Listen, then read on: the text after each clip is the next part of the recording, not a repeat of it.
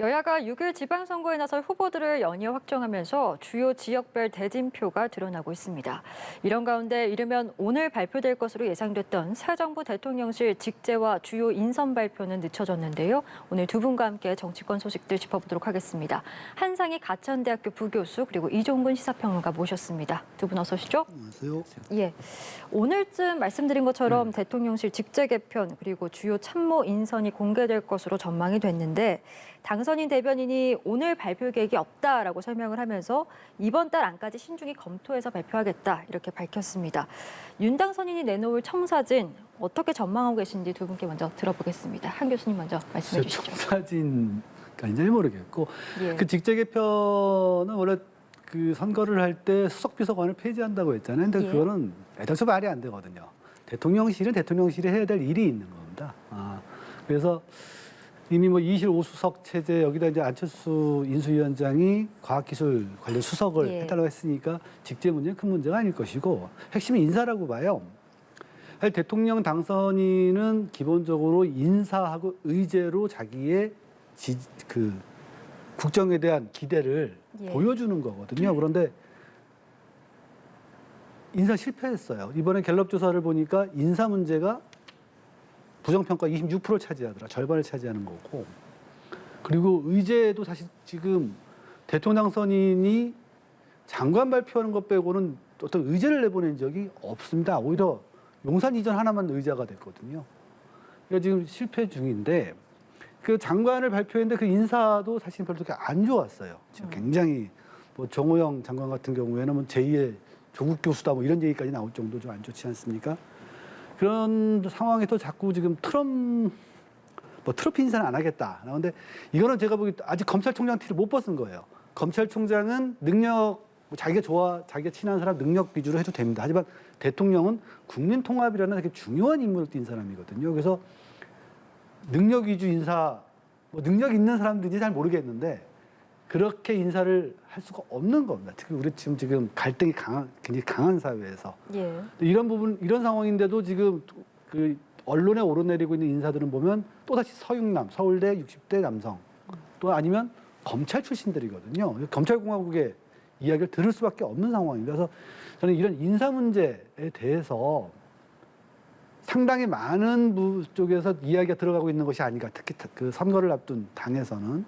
그래서 좀 더 아마 제 생각에는 당선자를 당이 설득하고 있는 그런 과정이 아닐까.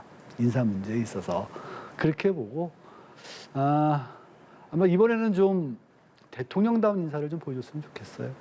알겠습니다. 이종근 평론가께서는 어떻게 보고 계신지요? 윤석열 당선인이 경선 과정, 대선 과정에서 내놓은 가장 핵심적인 캐치프레이즈가 효율성 있는 정부와 그다음에 헌법에 맞는 그런 내각 구성을 하겠다. 이건 무슨 얘기냐면 사실 우리의 헌법 체계에는 책임 총리가 있고 그다음에 내각이 전체적으로 그 국정을 운영하게 돼 있습니다. 그런데 지금 문재인 정부 들어서 사실상 내각이 어떤 일을 제대로 추진하는 것보다는 거의 청와대가 앞장서서 모든 일을 다 해나가고 또 그것들에 대해서 도리어 상하관계처럼 장관보다 더 이 청와대 어떤 수석들이 앞장섰던 그런 예들이 한두 가지가 아니었거든요. 예를 하나 들어드리면 김현미 국토부 장관 그때 한참 그 수십 차례에 걸쳐서 부동산 정책이 실패되고 해서 문재인 대통령으로부터 직접 호출이 됐었어요. 그래서 청와대에 들어갔었는데 나중에 알고 봤더니 대통령을 만난 게 거의 4개월 만에 대통령을 만났다고 전해졌습니다. 그건 김현희 장관 입에서 나온 이야기인데 그럴 정도로 사실상 장관이 그 당시가 부동산이 가장 이슈가 됐음에도 불구하고 대통령이 해당 장관을 만난 게 3개월, 4개월이라면 거의 내각이 제대로 운영되지 않았다라는 그런 반증이거든요. 그래서 역으로 이 내각에 힘을 실어주자. 그러면 내각에 힘을 실어준다는 건 어떤 의미에서는 청와대가 너무 너무 과대했다. 그 청와대를 가급적 축소를 하고 가장 이 참모다. 그러니까 그러니까 각각의 어떤 부처를 이끌어 나가는 사람은 장관이 돼야 되고 참모진으로서의 가장 효율적인, 가장 남아 있어야 될 그런 규모만 남기자라는 게 이제 윤석열 당선인의 생각이었던 것 같습니다. 예. 그래서 지금 뭐 2실, 5수석 1기획 뭐 이렇게 예. 언론에는 보도됐는데 다만 이렇게 그 빼는 작업, 가장 완벽이라는 건 뭐 더 가장 무엇인가를 더하는 게 아니라 가장 최적화된 무엇인가를 빼서 더 이상 뺄 수 없는 상황을 지금 나가고 있는데 예. 아마도 그런 그 초유의 사실 그 슬림화 작업에서 보다 더 효율성 있는 그런 그 이 완성된 조직이 어떤 조직인가를 고민하고 있는 것 같고요. 예. 두 번째는 인사와 총무 이 부분은 사실상 가장 믿을 만한 사람한테 맡겨야 되고 또 어느 상황에서도 쓴소리를 할 수 있는 사람한테 맡겨야 됩니다. 그건 역대 정부 다 그랬어요. 뭐 국정원 기조실장도 그렇고 또 총무비서관도 그렇고 제일 먼저 맡기면서 가장 지근해서 이야기할 수 있는 그런 사람으로 맡기다 보니까 아마도 검찰총장직까지 검사 생활을 했던 윤석열 당선인으로서는 자신이 몇십 년 동안 계속 지켜봤던 사람이 검찰 쪽에 있을 수밖에 없지 않겠느냐. 그걸 이해하면서도 어쨌든 이것도 여론에서 아니 너무 검찰 쪽 사람이 많지 않나요? 라는 그 여론도 아마 좀 눈여겨서 이게 그 어떻게 할 것인가에 대한 인사 총무 이쪽도 조금 더 고민에 들어간 것 같습니다. 예, 알겠습니다. 윤 당선인 인선에 대해서 고심을 계속하고 있는 가운데 한일 정책협의 대표단이 오늘 오전에 일본으로 출국을 했습니다. 이제 오늘 27일에 기시다 후미오 총리와 면담을 할 것으로 알려졌는데 여기에 당선인 친서도 이제 전달이 될 예정이거든요. 이번 일본 방문 어떤 성과를 좀 예상하시는지도 궁금합니다. 한국과 일본의 관계를 보면은 경제적으로는 문제가 없어요. 핵심은 역사 문제하고 안보 문제거든요. 그런데 이 안보 문제 자체도 역사 문제하고 연관이 되어 있습니다. 그 역사에 지금 살아 있잖아요. 지금 우리 위안부 문제와 지금 징용 문제 이 두 가지가 좀 살아 있는데 이 문제에서 일본 정부 즉 아베 총리 이후에 일본 정부가 자기 잘못 전혀 인정하지 않거든요. 우리 한국이 잘못하고 있다라고 지금 주장을 했기 때문에 그 충돌이 굉장히 커졌습니다. 그리고 이거를 단순히 정치 문제뿐만이 아니라 경제 문제까지 끌고 들어가는 것도 역시 아베 일본 정부였거든요. 따라서 한일 간의 문제는 되게 간단합니다. 이 역사 문제를 누가 푸느냐, 어떻게 푸느냐에 따라서 이게 달라져요. 예. 다른 건 지금 문제가 없거든요. 한일 간의 문화 교류나 경제 교류는 문제가 없어요. 따라서 이번에 가서 그 당선인 친서에 어떤 내용이 담겨 있고 정진석 단장이 어떤 식으로 기시다 총리에게 새 정부의 과거사와 이런 문제들에 대해서 설명을 할 것인가. 여기에 지금 일본 정부의 그 입장 그리고 일본과의 성과가 달려 있습니다. 한일 간의 문제 풀어야죠. 당연한 문제입니다. 문재인 정부도 끊임없이 문재인 정부의 그 이전 정부도 끊임없이 역사와 경제 문제를 투 트랙으로 분리해서 역사 문제와 이거 따로따로 해결하는 걸로 갔었거든요. 이거를 합친 건 일본 정부예요. 예. 근데 만약에 그 새 정부가 일본과의 관계 개선이라는 어떤 것에 좀 급급해가지고 역사 문제에서 일본 정부에게 양보한다. 양보하지 않고서는 지금 해결이 안 됩니다. 일본 정부는 이제 뚜렷하거든요. 10여 년 동안. 양보했다. 저는 구력 외교 문제도 구력 외교 논란도 일어날 수 있는 상황이라고 봅니다. 그래서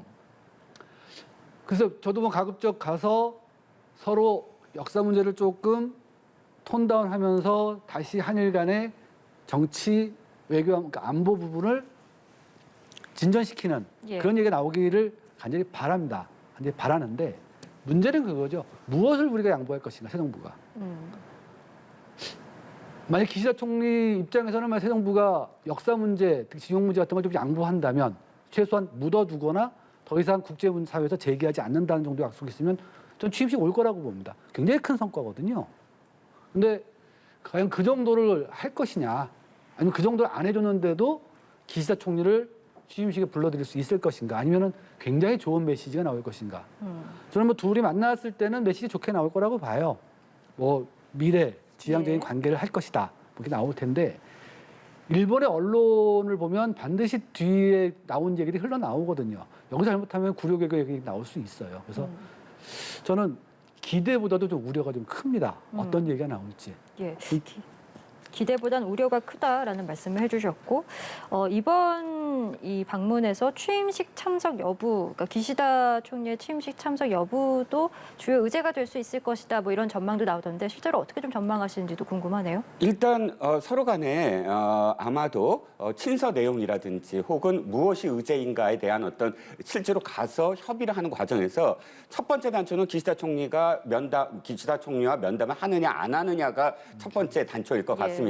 아직 확정된 바는 없다라고 일본이 계속 이야기하면서도 그러나 아니다라는 얘기는 하지 않고 있어요. 그러면 기시다 총리 입장에서는 윤석열 당선인 쪽의 의사가 어느 정도 있는지에 대한 지금의 어떤 삿바 싸움 같은 어떤 느낌입니다. 그래서 면담이 만약 이루어진다면 그 이후에 그 취임식 참석까지도 순탄하게 이루어질 것이다라는 생각이고요. 저는 뭐 우려보다는 기대를 조금 더 합니다. 왜냐하면 문재인 정부가 합의를 파기하면서 사실상 투트랙을 이야기했지만 투트랙이라는 건 뭐냐면 역사에 대한 역사 문제는 역사 문제고 그다음에 외교 문제는 외교 문제대로 가겠다. 그런데 이게 물론 뭐 일본도 이걸 경제 문제까지 끌어들여서 아베 총리가 굉장히 강경하게 나온 것도 잘못이지만 거기에 대해서 청와대에 있는 민정수석이 SNS에 죽창이라는 말을 올리면서까지 그런 투트랙이랑은 사실 정반대거든요. 예를 들어서 그걸 흥분할 수 있는 것은 국회 여당이나 혹은 시민단체나 흥분할 수 있습니다. 그런데 정부는 조금 한 발 물러나서 여지를 좀 둬야 되는데 전혀 여지를 두지 않고 도리어 앞장서서 거기에 대해서 굉장히 강경하게 나왔기 때문에 강대 강에 부딪힘이 있을 수밖에 없었어요. 그런데 한 가지 제가 기대를 한다는 건 어쨌든 그 양쪽에 부딪힌 당사자들이 이제는 그 물러섰다. 즉 우리도 정권이 바뀌고 그쪽도 아베가 아니라 기시다로 바뀌지 않았습니까? 물론 기시다 총리가 한 번도 이 아베 총리 이후에 아베식의 어떤 대한 정책을 한 번도 물러서지 않은 어떤 상황이긴 합니다만 일단 양쪽 다 선수가 교체됐다는 점 기대하고요. 두 번째는 웬디 셔먼 미 국무부 부장관입니다. 왜 그 사람을 다시 생각을 하냐면 박근혜 정부 초기에 굉장히 대일 정책에 대해서 원칙적이었고 굉장히 뭐랄까 일본의 양보를 요구했었어요. 그래서 박근혜 대통령의 그때 당시에 이 지지율이 올랐었습니다. 근데 그때 박근혜 대통령과 일본을 연결시켜서 끊임없이 한일과 관계를 맺어주려고 했던 게 오바마 대통령 당시에 이 웬디 셔먼 차관이었어요. 그 사람이 한일과 관련된 또 정보 협정도 체결하게 만들고, 그러니까 그 당시 이제 한미일 그 동맹에 대해서 엄청나게 많은 압박도 넣고 설득도 하고 우리한테만이 아니라 일본에 대해서도 엄청난 압력을 집어넣었던 사람이거든요. 이 사람이 다시 이제 국무부 부장관이 됐습니다. 그러면 지금은 사실 쿼드라든지 혹은 새로운 어떤 신냉전으로 인한 축의 이동이 어쩔 수 없이 있을 수밖에 없는 상황에서 웬디 셔먼의 역할이 또다시 부각이 될 겁니다. 미국의 역할. 그래서 우리한테만이 아니라 일본에도 더 이상 강경하게 나가서는 안 돼라는 메시지를 분명히 보낼 때고요. 그렇다면 이 한미일 관계 속에서의 새로운 어떤 그런 뭐랄까요, 길이 열릴 가능성도 충분하다라고 봅니다. 예, 알겠습니다. 한편 새 대통령 관저에 이제 한남동 외교장관 공간이 잠정 확정이 됐습니다. 근데 이를 두고서 김건희 여사가 공간을 방문한 뒤에 해당 관저로 사실상 확정이 됐다라는 보도가 이제 나오면서 지금 민주당에서는 김건희 여사가 이른바 뭐 관저 쇼핑한다 이런 비판을 하고는 있는데 지금 당선인 측은 오보다 이렇게 지금 즉각 반박에 나선 상황이거든요. 아무래도 부인 리스크가 또 재현될 그 가능성을 국민의힘에서는 우려하는 것 같습니다. 어떻게 보고 계신지요? 그러니까 김건희 여사가 방문을 한 다음에 결정됐느냐 아니면 실무진이 먼저 결정하고 방문했느냐 어느 쪽이든 부적절해요. 왜냐하면 이게 새집 구하는 거 아니잖아요. 두 부부가 살. 이거는 대통령 공간이라는 것은 국가 시설입니다. 국가 시설에 대해서 모든 게 확정되고 나서 자기가 입주할 집이냐 몰래 한번 가보겠다. 뭐 이거 인지상정이다 할 수 있어. 하지만 확정되기 전에 갔잖아요. 실무선에서 이야기가 된 상태에서. 이거는 실무선에게 여기 어떻게든 평가가 나올 수밖에 없는데 그 김건희 여사의 평가 나올 수밖에 없는데 이건 실무진에게 압박을 작용을 해요. 예. 강모 자체가 굉장히 부적절한 행동이고 그 인수위나 당선자 측의 해명은 전혀 설득력이 없습니다. 이거는 자체가 문제예요. 또 두 번째 문제는 제가 기사들을 쭉 보니까 외교부가 전혀 몰랐다는 거예요. 다시 말하면 개인 살림집 구하는 게 아니거든요. 또 하나는 외교부 장관이 새로 임명되면 외교란 게 원래 그렇지 않습니까? 왜 외교부 장관 공간이 넓겠어요? 거기서 가든 파티도 하고 외교사들과 지속적으로 만나기도 하고 또 좀 비밀 얘기도 좀 해야 되고 하기 때문에 넓고 정원도 큰 겁니다. 근데 당장 이렇게 대통령이 내 집이라고 써버리겠다고 말이 그렇게 나. 외교부와 협의할 필요가 없다? 국가시설이에요. 국가시설을 쓰는데 국가기관과 협의할 필요가 없다는 그런 오만한 자세가 어디 있습니까? 새집 개인 가정집 구하는 거 아니잖아요. 이런 짓을 갖다가 좀 하는 걸 보면서 이런 생각이 들었어요. 이 당선자 또는 뭐 이쪽이 국가를 개인의 사유물로 하는 게 아닌가. 이런 생각이 들 정도로 이건 굉장히 안 좋은 행동입니다. 따라서 공간을 어디로 가느냐. 뭐 그거야 뭐 보안이나 여러 가지 생각해서 갈 수 있어요. 예. 그거는 뭐 본인의 자유라고 생각을 합니다. 다만 그 절차 이런 것들이 이게 국가기관이고 국가시설을 이용하는 것 그리고 국가시설을 5년 동안 잠시 이용하다가 나가는 거라는 것 이런 공적의식을 좀 가져야 됩니다. 그럼 이런 문제가 안 생기거든요. 저는 글쎄요 앞으로 리스크가 좀 안 나와야 되는데 그냥 자꾸 대통령 부인, 대통령 당선인의 부인 이게 자꾸 기사에 나오는 게 좋은 일은 아니잖아요. 안 나와야 될 텐데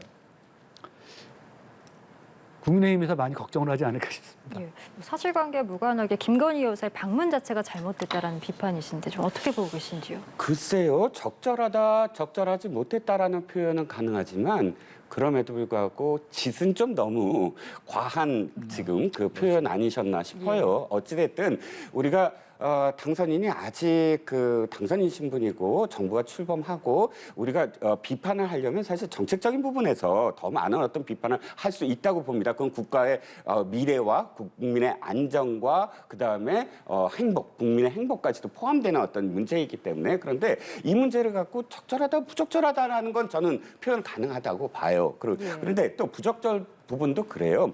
그러니까 이를테면 지금 우리가 아직도 지난 경선 대선 과정에서의 초유의 어떤 네거티브 사태에서 이 후보자의 부인의 사생활 문제까지 이렇게 들추어내면서 여성성을 폄하하는 식의 어떤 그런 공격까지도 우리가 겪어봤습니다. 그리고 투표가 끝났으면 저는 어느 정도는 좀 서로 간에 지켜야 될 좀 비판에 지켜야 될 선이 좀 있어야 되지 않는가 라는 생각입니다. 어찌됐든 지금 초유의 일 아닙니까? 그러니까 이 청와대를 나와야 되고 청와대를 나오면 집무실은 어떻게 하느냐, 집무실에서 가장 가까운 거리에 대통령 부부가 살 곳은 어디냐 이런 것들을 처음으로 지금 만들어 나가는 어떤 과정이기 때문에 비판받아야 될 때문에 계속 이루어질 수밖에 없어요. 그러니까 왜냐하면 새로 만들지 않는 이상은 그럼 새로 만들면 비판이 없을까요? 그 왜 청와대에 있으면 그 돈 안 들어가는데 새로 만들어서 돈 들어가냐부터 시작을 해서 다 비판받을 일입니다. 그렇기 때문에 저는 비판할 수 있다. 부적절한다라는 어떤 생각도 가질 수 있다. 하지만 그럼에도 불구하고 선은 지켜가면서 어느 정도는 지켜보는 어떤 여유도 좀 필요하다라는 생각입니다. 예, 알겠습니다. 저희 주제를 좀 바꿔서 지방선거 이야기 해보겠습니다. 먼저 국민의힘이 지방선거에 출마할 17개 시도광역단체장 후보를 모두 확정을 했습니다. 대구시장 후보에 이제 홍준표 의원 그리고 강원지사의 김진태 전 의원 이렇게 본선행 티켓을 타게 됐는데 이른바 뭐 윤심, 박심 이런 것들이 통하지 않은 경선이었다 뭐 이런 이야기들도 있습니다. 어떻게 좀 이번 경선들 어떻게 보셨는지요? 그런데 그 민주당이나 혹은 국민의힘이나 이번에 그 광역단체에서 경선 과정에서 탈락한 후보들을 보면 무슨 심보다는 사실은 그 지역민들 마음을 살 수 있는 기간이 너무 없었어요. 이를테면 강원도 한번 예를 들어볼까요?